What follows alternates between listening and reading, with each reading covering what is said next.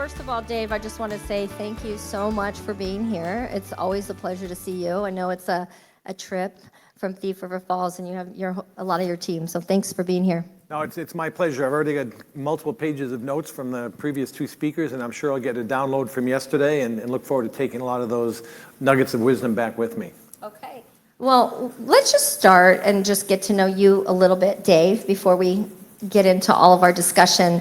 So just tell us a little bit of your background. Like, how did you get into this industry, and what led you here at your position at DigiKey? Tough question after Andre. It feels a little insignificant when we talk about exploding out, but because it's a little less exciting, I believe. Like Andre, I'm an engineer, electrical engineer, and in the mid-'80s came out of this industry not sure what I wanted to do, and it is kind of like that circulation, going around full circle. It's starting at a customer of companies like ours at Digital Equipment Corporation that no longer exists, but hopefully some of the folks remember that little entity. And then working for some manufacturers on the semiconductor side before finding my way into distribution with some faces from Arrow Electronics it's great to see here. And then 18 years ago, wondering what it would be like to be at a place that was private, that had its mantra about serving engineers. I was never a very effective engineer, that's why I got into management. But could I help some of those folks that were changing the world? And I can remember bringing my son and my oldest son and my wife, of course, up to Thief River and said, not only my wife, but my son had full veto authority because we promised them with Arrow, we had moved from Boston to Long Island to Dallas to Denver. And it was so welcoming community. I can remember the first drop my son off at the school, and a young man picks him up, brings him over, introduces him to the football coach, the principal. And then, of course, wonderful interview up there. And so for some of the folks that have visited us, it gets a little cold in the winter. It's early December, and the hotel at the time had a pool in the front, and the moisture from the pool was causing the door. It was -8 was a high for the weekend, and it just kept freezing the ice casing. So they had a fan blowing on the door to try to melt the ice from the inside. So I thought there was no way I'm going to end up here. But on the flight back, I think both my wife and my son saw the energy and my excitement and said, hey, we support you. Let's go do this together as a family. And my younger son and daughter didn't have a vote, but they came along for the ride, thankfully. That's so funny. But it also brings up the topic, too, that, these are the sacrifices you make when you become a leader. You got to move, and you got to be willing to relocate sometimes. But so here you are. So tell us a little bit about your position, though. Tell us what you're doing now. Tell us a little bit about DigiKey. Sure. So, I'm currently CEO of DigiKey for the last 10 years. I joined the company for a couple of reasons. One was about culture. The reputation that this company had, I knew it from the outside as a customer, as a supplier, as a competitor, and really reveled in the things that they did. And the leader that preceded me for a short stint of 39 years, Mark Larson. And I got to know his style, and when you have the opportunity to choose what you want to do and who you can do it with who you can do it with, it's so liberating. And I knew Mark was, you kind of look at in life, I think of things in sports analogies. If I'm an assistant coach and I want to model myself after some sort of a head coach, Mark was the type of coach that his traits, I think more resembled where I aspired to be and how I inspired to lead. And then meeting the team, and you've gotten to know a bunch over the years, it was just a match made in heaven. The culture of the area, the upper Midwest. I'm from Boston, but my mom's side of the family is from the Midwest in Wisconsin, and it just felt so natural. And East Coast, West Coast, we pride ourselves on moving fast, and we think that's the way to go. And the Midwest, particularly upper Midwest, says, hey, you don't have to move so fast to get things done. And just a good time to do that. So I remember, probably everybody does, the DigiKey, the thick catalogs. Remember the old days, and now we're all digital. But real quick before I get into one of my questions for you, what you said that Mark was a role model for you. Why? What was it? Yeah, I think it's his understated style. Anybody that knows Mark, and probably many in this room do, he's physically of stature. Not the 6'5", former football player, and very calm. It seems on the outside. And I think people misunderstand how competitive he is internally. One of the most competitive people I've ever met, but he didn't feel like he had to wear it on his sleeve. And he always felt like he could achieve it by succeeding and servicing, working with others, delighting our suppliers, delighting our customers, delighting our team members, who's going to be his way of going about doing things. And it was always, and you talk about connection and still so much for me to learn. I can remember coming in there and I loved my experience at a big public company, but everything is about delivering results now, short term. You come in and you're thinking, I've got 30 days to make a difference or I may be out. And Mark would always start the day with, hey, I listened to the radio last night. Your son sounded like he had a really good hockey game. Or, I saw this in the news. They had your daughter's picture in the paper. She achieved something at school. It was always a personal connection that always started his day with me. It wasn't, hey, where are the numbers? Where are we here? And it resonated with me. And it just reminds me, and some of the things we want to talk about is, if you want to influence, you want to work with, you want to collaborate with people, you got to get to know them first. And Mark did that so well. And it was, I've always found that I learn more from people that are opposite from me, because those weren't my natural. It's kind of that, what Michael talked about this morning, direct. Get in there and say, okay, where are we today? What is the task at hand? Instead of starting with a little bit slowness, a little bit slower to make sure you understand the people you're working with. Yeah, and you know what I love about Thief River Falls?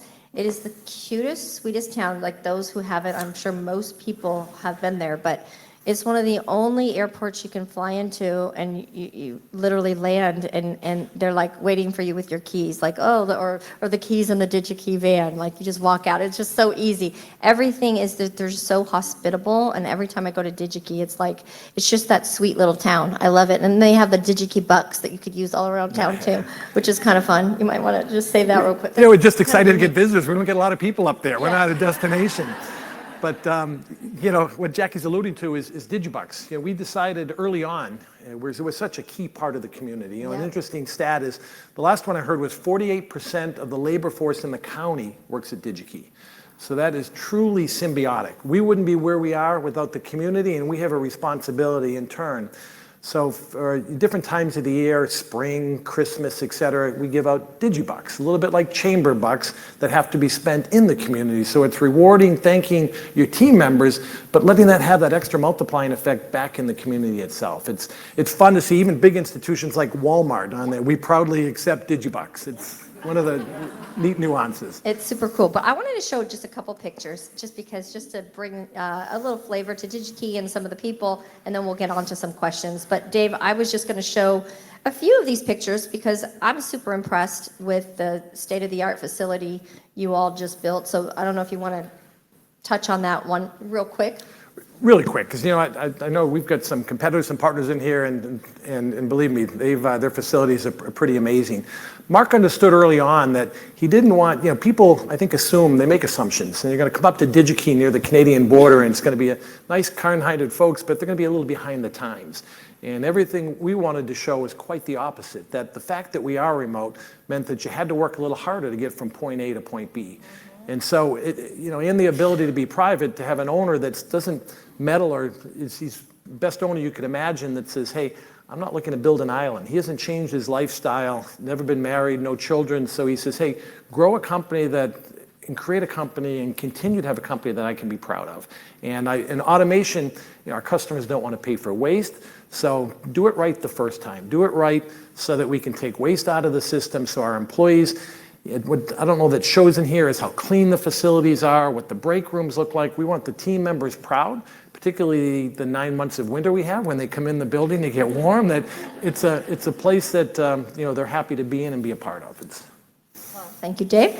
All right, and so we'll move on, and I'm just going to put this up for now, and then we'll get to some conversation. We'll come back. So he's like, oh, great, I get to look at my So since we'll just start with this, since we're here for we, so might as well start with this. What is, you called me that day, Dave, which I have to say is rare because, right, we usually don't have people just looking to come find us in the industry at large, especially back when we were starting. You did that. You actually made that attempt and you reached out. Why did you do that? And then why has this relationship continued at DigiKey? Yeah, we talk about that often, and for me, that's a really easy answer. It's, I'd like to say, oh, it's altruistic. I believe in leveling the playing field and equality, and while I do believe all of those things, whenever you come into a new environment, the first thing you do is assess that environment. What are my strengths? What are my liabilities? What resources do I have in abundance? Which do I have in scarcity?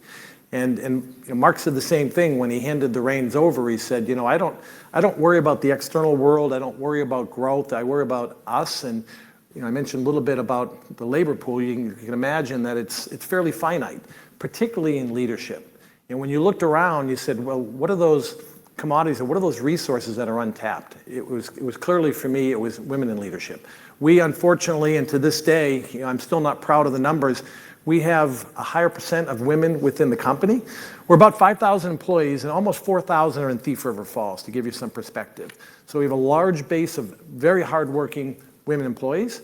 We have a higher percentage at the supervisor level and at the manager. And again, like so many other companies, it falls off as you get into senior manager, director, senior directors, VP, CEO, et cetera. And that's the untapped resource for us. So I came to Jackie not, hey, what can I do? I want people to realize DigiKey cares about these things. While we do, absolutely, we needed you.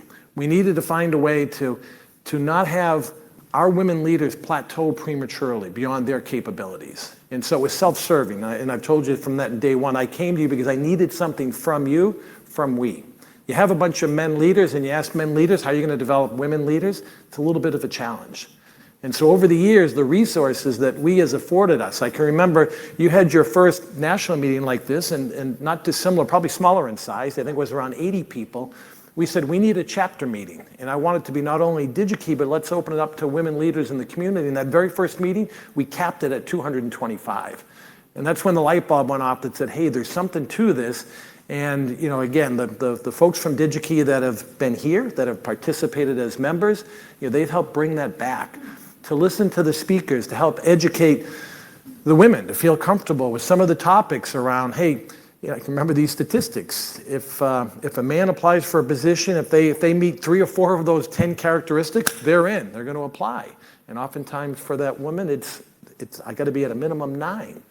And things like that, they sink in, and you say, what, this stuff is real. It's not imaginary. So how do we confront that? And we have a mutual goal to grow the company and grow the leaders. And the speakers that have come up over the years have been phenomenal, and our commitment to continue to do that. So, it's not thank me, it's thank you and thank the organization. Okay. Thank you, Dave. That's very nice, and it's been an amazing relationship. So let me ask you this. We're going to get into a lot of leadership stuff, and this is you speaking somewhere on AI. I asked your team to send me some pictures, but what we're going to get into a little bit of your why for leadership, Dave, and then talking more about utilizing that influence of a leader, because I think it's one thing we don't talk about all the time is how are you going to behave once you're there. That sometimes changes, and you see people rise up and you see the difference sometimes in people and knowing who you are before you get there. So what's your why, Dave, for being a leader? Yeah, it's a good question. One of those thought provoking. A couple of things come to mind. For one is, to me, is frankly a service. Is the role of a leader is to serve. And maybe early on in my life, I'm the oldest sibling of 4. My mom was 17. She left school without her high school diploma to get married. I came around a year later, and she found herself at 24, divorced, no high school education. I had 3 younger siblings, and so right away you kind of get thrown into that position of how can you help? How can you take that role? And so it always felt natural to say, hey, how can I help coordinate, facilitate, get a group together, figure out what are our goals, where do we want to head, and then into some of the things that Michael talked about. It's an interesting to have the ability to achieve things collectively with folks and play a role in trying to orchestrate that and do it in such a way that the team can achieve its goals and its members its goals individually. And so again, we're starting with my family and then with a smaller entity. And frankly, I never would have imagined that it would be a larger entity like DigiKey. When I came there, I asked Mark, I said, hey, like that head coach analogy, I'm not asking you to guarantee or promise me anything except that you'll help me grow. You'll help me teach and learn to continue to grow. Leadership's like any other skill. It can be acquired, it can be honed, and it can be developed.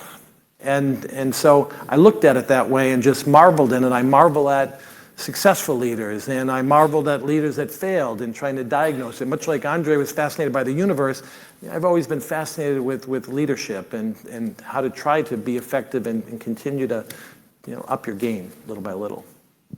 I love that about you, Dave. I do. So what are some, okay, so as a leader, it's not so easy. Yeah. And so when you're making your hard decisions as a leader, how do you stick by your convictions, make those tough decisions, but you're caring about the people and in the organization? But what is it that you do to go through those decision-making processes to make those tough decisions? Yeah, Jackie, I think that question's preceded by how you get to those decisions. And I think the key is, in folks at different levels of, and we should distinguish between leadership and management. Management's having people work for you, and we'll get into it a little bit more because everyone's a leader, has the opportunity to be a leader. But when you manage people, you think you have to be the smartest person in the room. The CEOs, they talk about it being a lonely position because you're certainly the last person of accountability, but you're not the most knowledgeable person, the subject matter expert. I'd say in many things, and perhaps any one thing that happens within the company. So you have to listen, you have to align, you have to have that discussion of, what are the individual's goals, and try to collectively, can we come up with and can we align on our North Star, no pun intended, on where we want to head as an organization and where do we want to be long-term, short-term. Again, being private, I'm not worried about what am I going to tell the investors 90 days from now. I worry about where's this company going to be when I step back, when the next leaders come in, when our owner decides that it's time for him to move on, and all those types of things. And with the help of everyone, once you align on the vision, things become easier. Much like the career discussion, you're having a career discussion for the company. And so you pool those ideas, and hopefully, good leaders revel with the notion that, hey, I had this coming in, but my ideas were shaped and influenced by others, and might be totally different going out of that. Maybe not the end goal, but the path that you're going to achieve to get there. So we align, on the destination. We're going to drive to Boston, but we try to figure out which path are we going to take to get there. So, okay, taking the path to get there, who are your mentors, Dave? Because we've been talking about mentors here. We have a mentorship program. It's kind of come up a lot. So who are your mentors, why? And then what are you doing at DigiKey to implement that? Yeah, honestly, I'd tell you not enough. But to answer the first part of it, each of you, and one of the takeaways I had from a prior conference that you led with is, who are your individual board of directors? Who are the people that you look to? You should have them at any point in your career. And, and I've been blessed. Some have offered that up, some I've reached out to. I've reached out to competitors. When I first joined ECIA, Lee Davidson was leading Allied. And I said, Lee, do you mind? I have a couple of suppliers in Texas. Can I come down and see you? And he said, absolutely. He was so generous with his time. Mike Morton is another person that that I lean on. He was with a private company that went through a transition. So many things you go through. Trying to go through COVID. So throughout my career, I've had different people, and many of those I try to retain and hold on to. Every company that I've been at, I could name one or two people that we still stay in touch with. Now, the reciprocal of that is, I think so often as leaders, we are humble. We think more about our needs to find mentors for ourselves, and sometimes we forget about how others see us and our need to mentor others.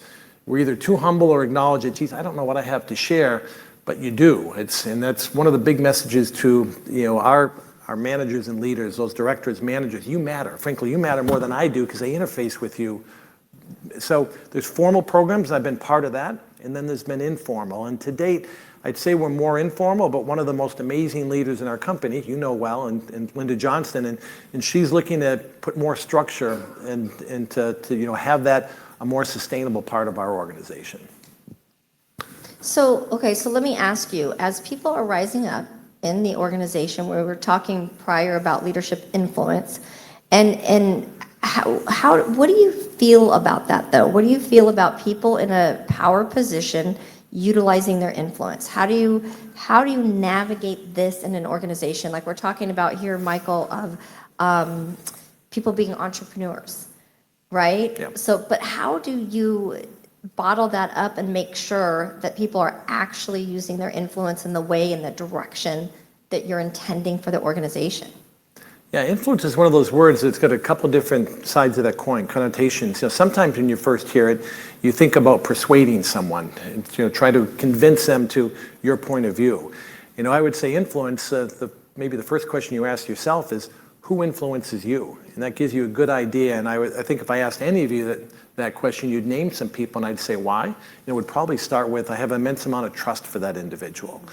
And so if you're looking to influence people, I would say you put that in the reverse order, and you say, if I haven't built the trust, and you build that through familiarity, then there's no hope to influence them. And then again, influence them to what? You'd like to think it's a common goal. I've always found that there's disagreements of opinion, but if you thought about that along a spectrum, it's typically not at the end goal. It's not even a couple of stages. It's some of the earlier stages. So back to my analogy, it's disagreeing. Are we going to take a left turn? Are we going to go north from Minneapolis to get to Boston? Are we going to take the southern route? Not that we haven't aligned on where the goal is. So I prefer to start with what we have in common, what we agree with, what we're aligned on. And now you can have an open discussion.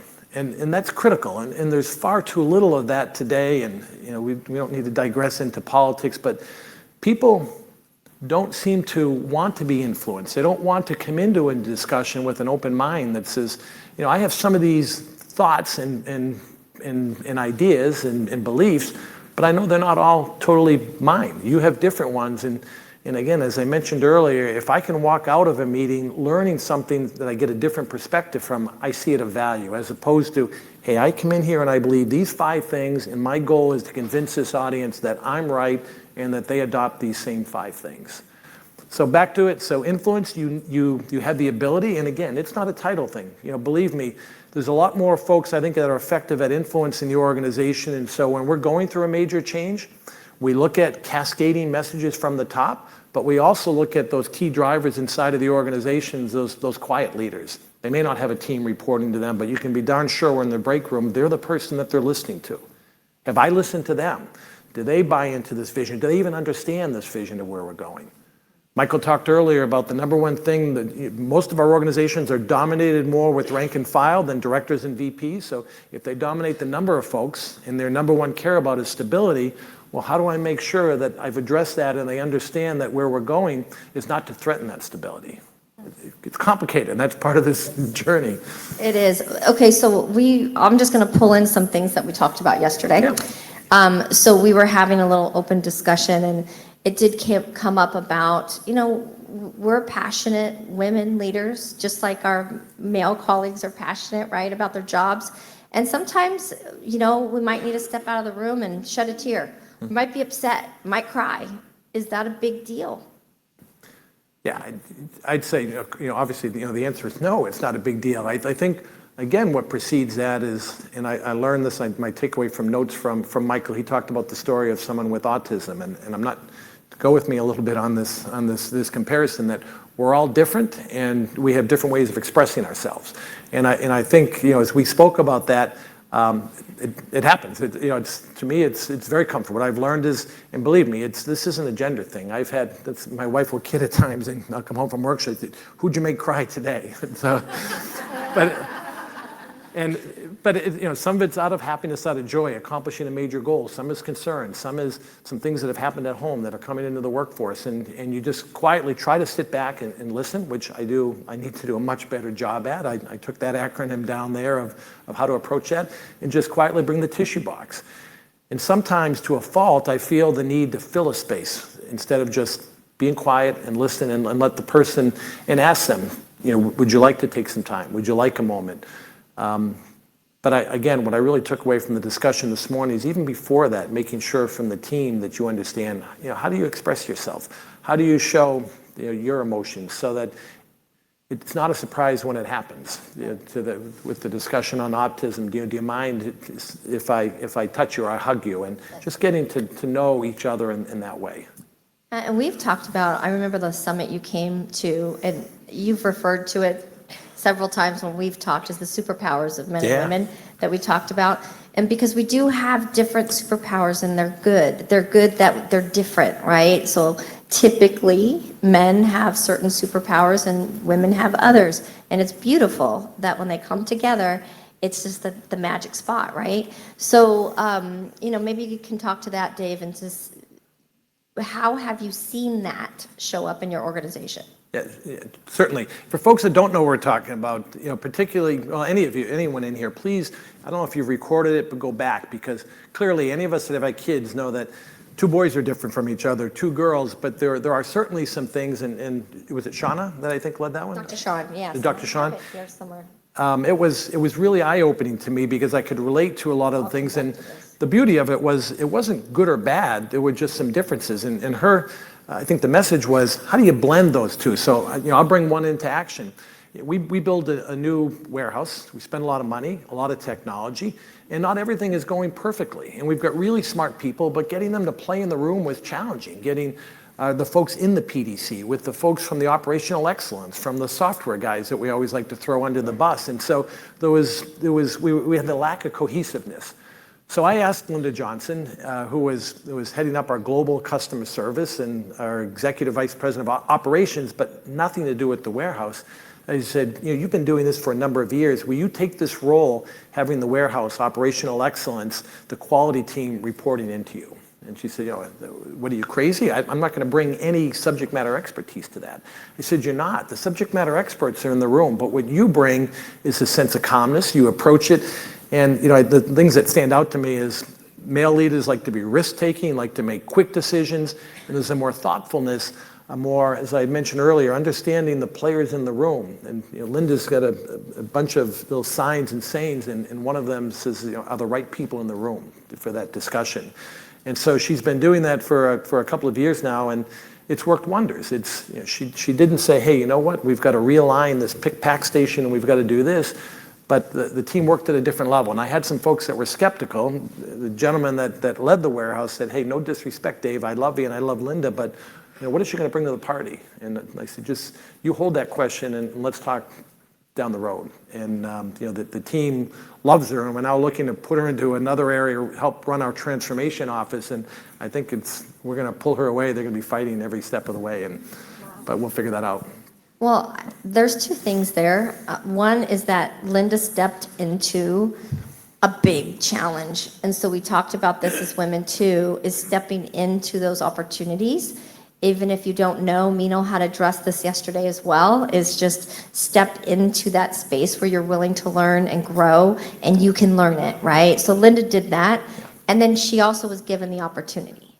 Yeah, and so the other thing for the women in this room is, different environments. I can't speak to all of yours, but I can tell you in general, speaking for myself, men tend to come across like we know what's going on, we're self-assured, but some of that's just a little bit of a facade. And we do want to improve, we do want to, and I think back to a specific off-site meeting, and Terry Ivanishin and Linda were both in that, and Yvonne, whose name I passed on to you recently, was facilitating that. And she said, hey, we have a little bit of downtime.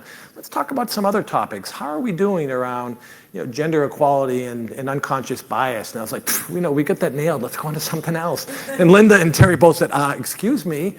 And it took me aback. And I said, well, what are you talking about? Please, say some more. And she said, well, last weekend you talked about what you were doing Saturday, and you reached out to Shane and Chris and Mike and said, hey, are we going to golf this weekend? A supplier said, hey, I've got tickets to the Vikings game. Do you want to bring some people? And who did you ask? 3 other men. You never even thought of us. And and through probably one of the things I try to be most sensitive about, because you just don't lose that instantaneously, is that unconscious bias. The things that you don't see. The word unconscious implies I'm not trying to be chauvinistic. I'm not trying to exhibit these traits, but I don't see them. I credit Linda and Terry for calling that out. And now I go back to them regularly. We have a meeting, and they'll say, time out, Linda, how did I do here?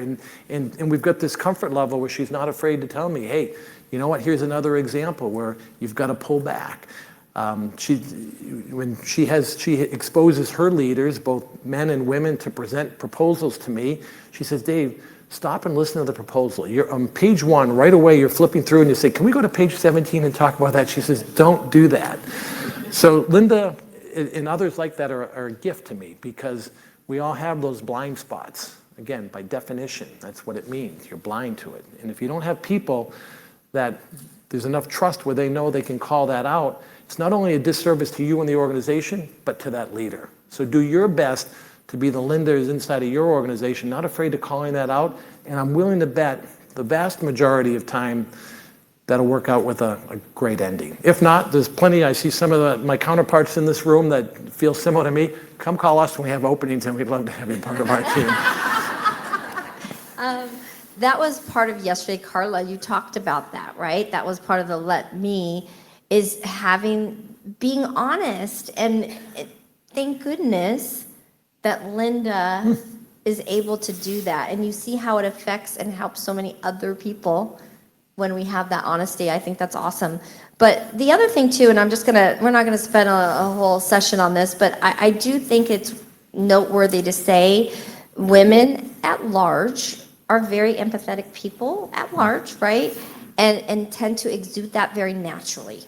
And so that's part of what we're here for too, is to talk about the heart of leadership and to make some strides moving forward. So is there ever a time, Dave, that you feel that is a detriment? I think detriments come when two people see things differently. And, as we've said, sometimes we're thinking from different sides of the brain. We can, another thing that Sean gave the example, Dr. Sean, that day, she talked about, when given a scenario during an interview or something of the like, it's usually oftentimes because of the way the hierarchy cascades, it's a male conducting that discussion saying, hey, how would you handle this situation? And she gave the example where very frequently the male would say, hey, I would do this, this, and this in this time frame, and they would come back with a sense of immediacy, which reinforces what men are looking for. And they may ask a woman the same, and she'd be more reflective, and maybe that would come across as unsure of herself or not confident, when instead it was, hey, I don't like to try to tell you what the puzzle looks like with only 10% of the pieces. Give me some time. And in organizations, what you find is there's times when you want that quick decision making, and there's time where you do need to gather some additional information. So again, her message was not either side is right or wrong, but think of the power if you can bring both of those together. And that does come full circle to why we do need more gender equality and why we do, diversity does strengthen teams and lead to better outcome and better performance. And I'm just going to flip back real quick, just because we're talking about this right now. Hold on a second. Hello. And we'll get there. But this is the team, right? Is this your? Yeah, this is, and again, even at that, I'm not proud of the fact that Linda's the only face in that. I would say where some of the gains we make, if you go to that next level down inside of the directors, when and the team here knows it well, the Missy Halls, the Lisa Pittmans, the Tiffany's, the list goes on and on. So we are building a bench, because you also, it's not how fast you get to a position, men or women aside, but making sure that you're ready when you get into that position. And I love the discussion about start that development not after you give someone the role, but in advance of that. How liberating is it for the individual to know, hey, they see me on this career path, and let me try it out. And you'll find that some of those star salespeople may decide, you know what, I don't want to be a sales manager, and you avoid that catastrophe. But yeah, this is the team, and you talk about some of the diversity. One of the guys on the left that's been a part of Shane, or my left anyway, Shane Zutz was a high school, my kid's high school principal teacher, and he was my son's varsity baseball coach. But we had discussions a couple times a year. We talk about leadership, and he exuded it, and he was thrilled with that. And I said, really, you're involved with teaching children from elementary up to high school. How'd you like to come to an environment where you take them now the rest of their career and lives? And again, brought no direct subject matter expertise. And the team said, what's he going to bring us? He doesn't know anything about benefits, about comp programs, about policy. And I said, well, do you? Yeah, I don't need someone to tell me that. I said, exactly. Let's get somebody in here that can help figure out then how we drive growth for you and others in this organization different from how do I solve your problems. He's not going to come in and do that. Yeah. Great team. And what you were talking about, layers, I was just there a couple months ago, right, at DigiKey. We had a really great panel. You have some amazing female leaders, and I would have to say, we always say it's about progress, not perfection. So you start where you are at, and you can see when you have the heart there, things happen. You have to give the patience the grace for improvement and for results, right? And so I noticed a huge, just a real change at DigiKey and real progress in the sense of I see so many female leaders rising up at DigiKey. Now it's easy in some respects. Companies are in different phases. We've been in a continual growth, so it's this inverted pyramid. So for us, we have to build the bench. We have those roles ready. I understand some of you may be in more mature organizations so I don't want to make this sound like this is a piece of cake. I don't know why the rest of you haven't done this, but there is still some commonality in all of this, because there is this big wave of people closer to my age and yours that are exiting the workforce.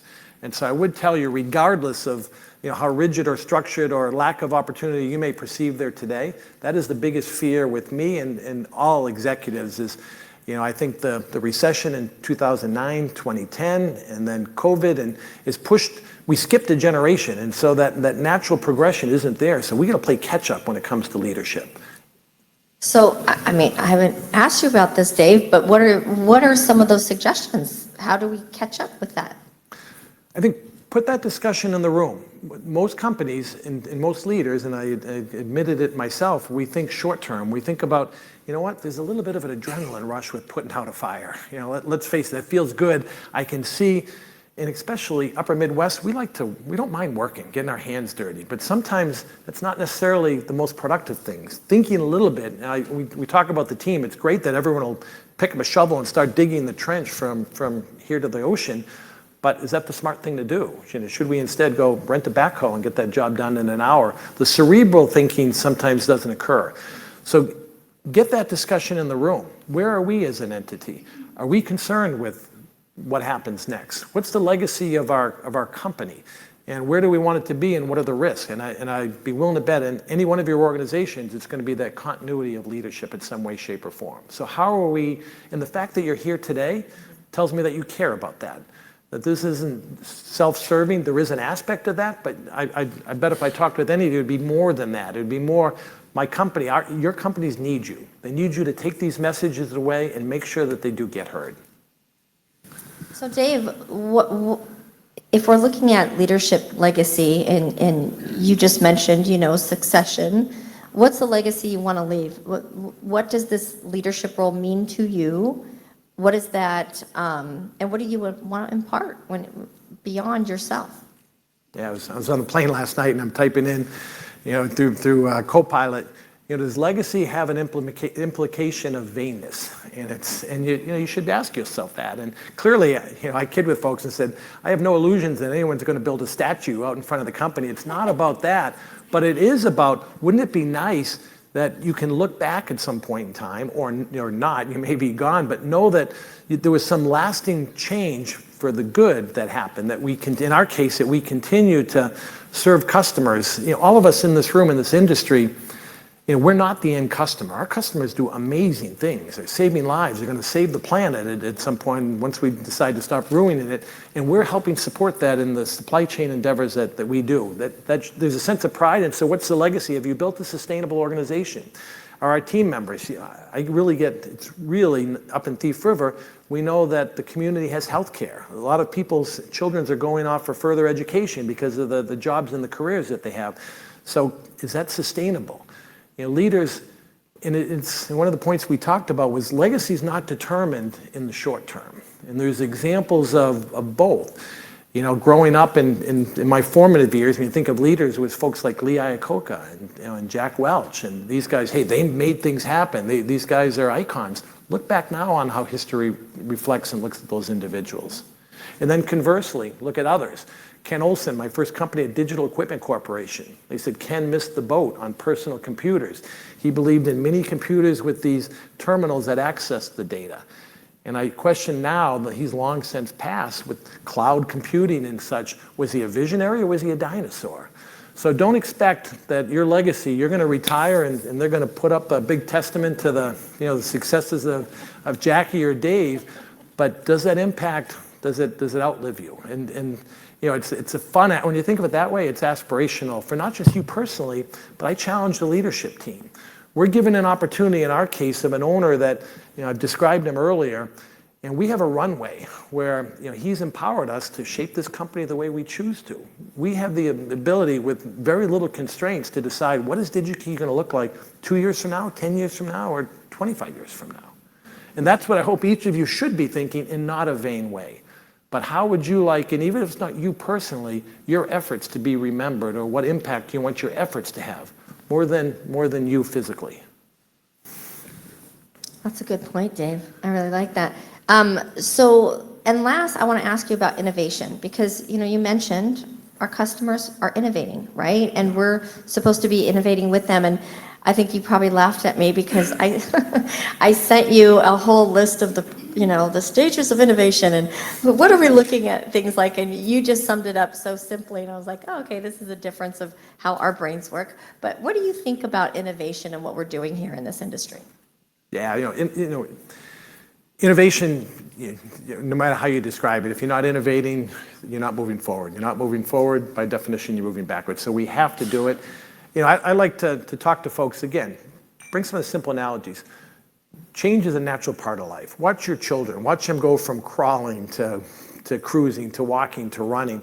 Watch what you've done in your career. Watch what's happened. At DigiKey, I joke with some of the folks here who have been at DigiKey for a long time, and they say, oh, there's so much change going on. I said, well, talk to me about DigiKey 20 years ago. Oh, there was so much change going on. It's the mind has a way of making the past seem like it was very stable, and the present seem like it's very uncertain. So as long as you can keep some North Stars, I have a habit of pulling back some slides and that people clap and applaud to in the presentation, probably because they feel they have to. And I say, you know what? If I timestamp that, that's a slide I showed 8 years ago. And so the sad part of it is there's consistency. That's a good part. The sad part is we haven't made as much progress as we want to.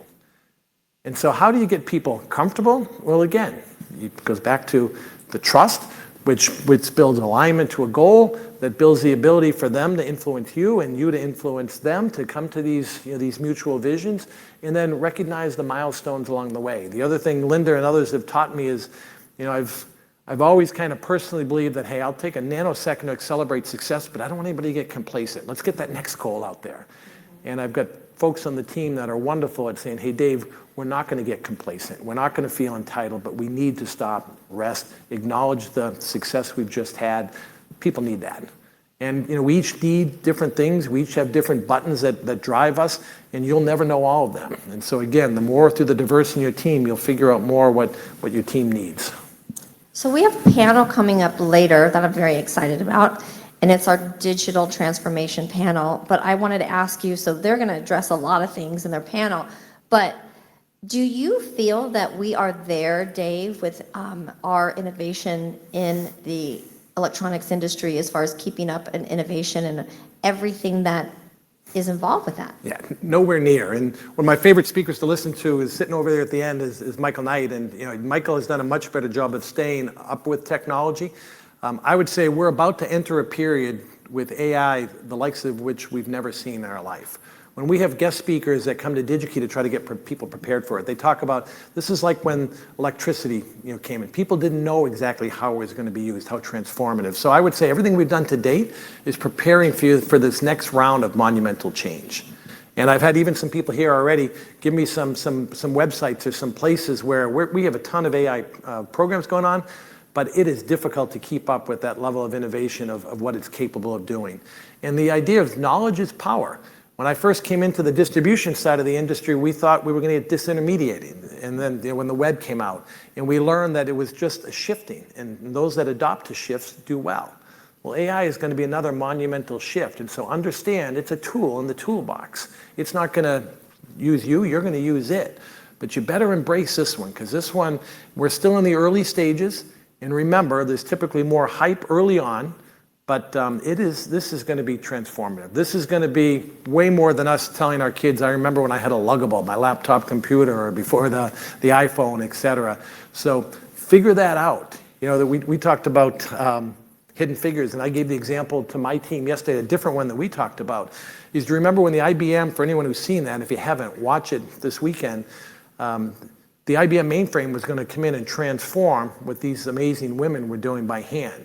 And instead of being, and I'm sure there was some uncertainty, concern, but it wasn't the individuals, the supervisor took it upon themselves to go and understand Fortran and programming and transform their team.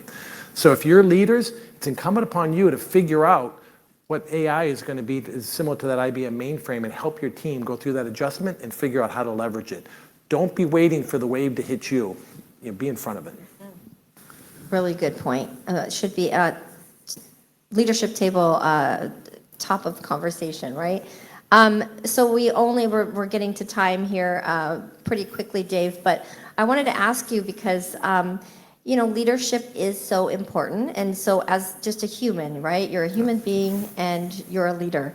So if you could, just give some insights into you, Dave, and like, what are some of those things in life, the things that make you maybe the most happiest and joyful in your soul, and the things that actually would make you want to cry in your soul? What are those things for you? We didn't script that one, Jackie, so I wanted to kind of catch you on the fly. I'd say sincerely, my mom, I gave you a little bit of the backdrop story, played a big role in my life. We were partners in our family, and she connected with people. That was her superpower. I remember. It was Amy. We lived when I lived in Denver. She was coming to visit us to come see her grandkids, not to see me. And she gets off the plane and she brings this guy over to me. She goes, "Dave, I just met the amazing guy, and can you believe he lives right here in Denver?" I was like, "Mom, the plane came to Denver. I bet most of this plane." But the gentleman offered her a job. "Would you like to come work for my company?" And she was just that type of person. And so I think for me, is helping people, get to, any leader should get tremendous joy helping folks reach their potential, get to their goals. I took some great notes because we're guilty of the performance review, and I love that, the career, where do you want to head? And if you can't get some joy out of that, I don't know what you can. I'd say on the heartstrings is many of us have a chance to travel globally, and I've been engaged in a project 2 weeks ago. A school that we've been working on for 3 years just opened in Malawi, a country I'd never heard of until I got engaged with this in Africa, because there's 17,000 kids that don't have access to a secondary education. So it's it's like a small college in the sense that the kids can't travel, so they live on site. The teachers live on site. And what really hit me was we've got budgets, and I said, hey, we're of course coming from corporate. I want a strict governance on what the money's being spent on. So send me a list this week. And the list on the second week of school, as the students start arriving, they came over a 3-week span because some are walking, riding bikes, however they could get there. They said, we need a little bit more money. I said, for what? Well, for toilet paper and for some sanitary things for our women. There's 150, half women, half men. And they said, you don't understand, for most of these kids, it'll be the first time they've slept in a bed or used a toilet. And when you talk about, so I'll be out there, we're gonna have the grand opening. We wanted to, hopefully shake out some of the bugs October 25th. So I'll be back out there. And some of the folks in this room have been tremendous in donating to that cause as well. And you've got to also find those things outside of work because they ground you.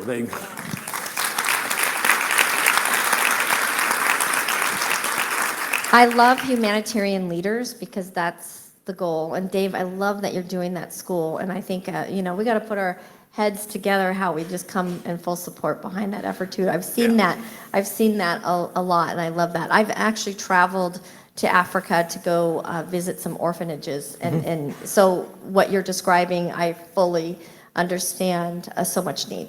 And I applaud, and I learned that from others. Believe me, I look back and there's so much more you'd like to have done, with your life to help others. And, each of you, I'm sure in your own way are involved in it. So it's not that one project's any more important than the other, but there's so much. We are so blessed.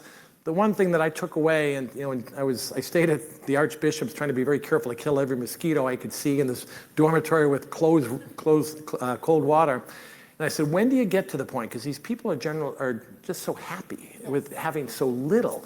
And I said, when do you transition from being so appreciative to what you have, do you come back home to being so dissatisfied because you want more? I don't know where that bridge gets crossed, but it's not until you see some of that you start to think a little bit differently about yourself, your family, your job, your company, your career.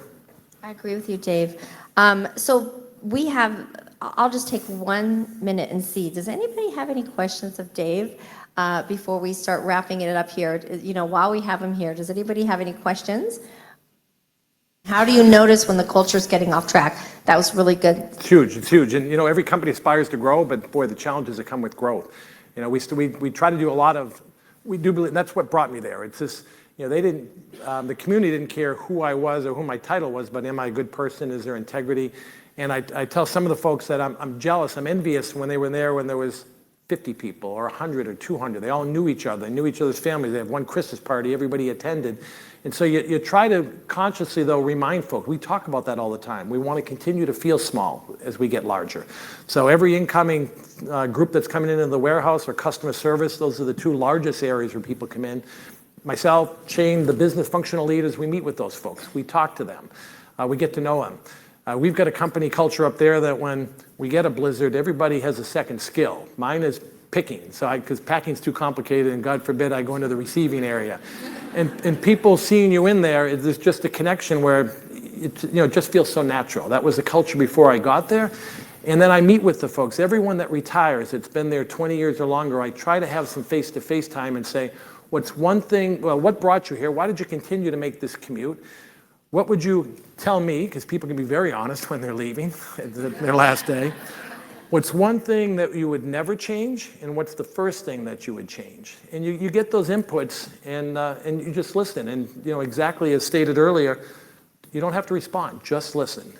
But it's not without its challenge. And we left the Thief River boundaries. We opened an office in Bloomington, and then in Shanghai, and then in Munich, and Enschede, and trying to travel. I'd say it's hard to do over Teams meetings. That supplements a relationship. It's hard to create a relationship. So be intentional. Be in front and center. Get in front of folks. Answer the hard questions. If you have nothing to hide, don't hide it. If people are confused, oftentimes with the lack of information, they'll put in their own ideas of why you're doing it. I get a kick out. Every once in a while with social media, they talk about management like them. I'm like, are you kidding me? We live in Thief River. Our kids go to school together. It's us. It's not them. If you've got questions, come talk to me. But that's easy to say, but make sure you're out there. I've got my calendar. My leadership team looks at it and says, how come you have so much open space on your calendar? I said, it's because you have so little open space. It's like you guys are doing so much of that work. It gives me that flexibility. It doesn't mean I'm not busy or not productive, but it's doing things where allow time to be spontaneous, for somebody to come up to you, to see the mom whose daughter your son took to the prom 10 years ago, whose work as a custodial, and ask her how her day is going and what's happening. And it's those people that really have the vibe of what's going on in the company, not the executive VP that works for you. That was a really good question. Any other questions? Where's the softball ones? Come on. Oh, is that you, Janine? Are you raising? Yes. And I pitched for a few years on softball, so I can send you a few pitches. I'm back here geeking out with Laura. Laura Stenger. Yes. Because I was like, who is this man? Why haven't I heard of him and seen you speak? Because you're hitting all the gems of the research that Jackie and I have been trying to present. As far as leadership and your analysis of the film Hidden Figures, where you saw how it was the supervisors who took initiative to investigate the changes and then bring it back to their team. That was wonderful. Initiative is cultural. Like there's certain background issues, cultural issues that look at different ways that people take initiative in certain situations. How do you and your leadership team deal with that and make sure that people have the necessary support to grow that difficult skill, especially depending on their cultural and situational backgrounds? Good question, Janine. Yeah. May have played softball, but it must have been fast pitch. It wasn't slow pitch. No, it's an excellent question. I may not hit the mark exactly, and I'd say that a lot of that is a work in progress. When I came to DigiKey, when I took this role, there were so many things being done right. Part of my task was not screwing it up. But two areas that I wanted to make a difference. One is this mindset of continuous improvement, because success, you can be very innovative and entrepreneurial early in your career as a company, but as you start to achieve some success, you start to get conservative. You start to want to go into the prevent defense. Anybody that follows football knows where that generally leads to. You lose your lead and things get precarious at the end. So how do you maintain that?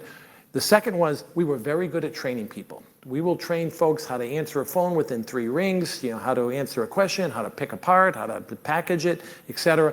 We didn't excel at L&D, learning development, how to grow leaders. We're guilty of that. Let's take the strongest picker with the highest pick rate, let's make them the pick supervisor.